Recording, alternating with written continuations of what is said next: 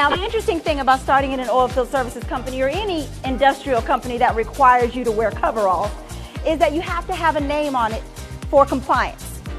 But what they don't tell you is that you will get the coveralls for the last person that was fired. So for the first couple of months, yes, throughout South Texas, I was known as Daryl.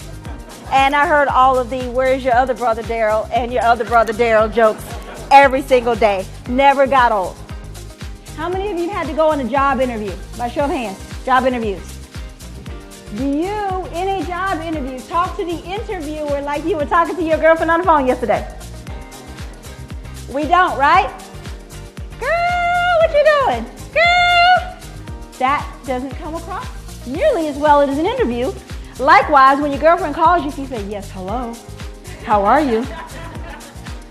My son calls that my business voice. When he walks in, he says, "Oh, Mom, you must be on a business call." "Yes, because I'm talking like this. How are you?" Being adaptable.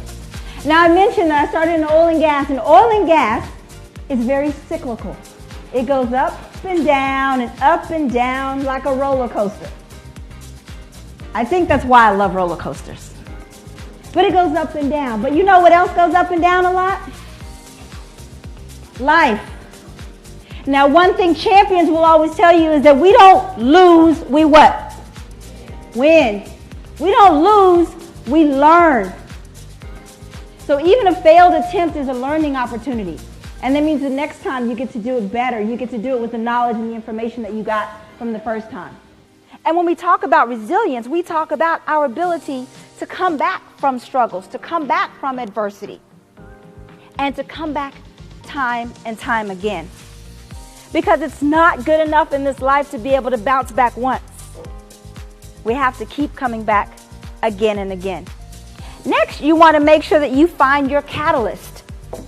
Your catalyst, from a scientific standpoint, a catalyst is something that creates change while it in of itself doesn't get changed. So keep asking the question. And as you ask the question, why? And as you peel back those layers, you will unpack your purpose and your passions for why you have pursued project management as a career and why you do what you do.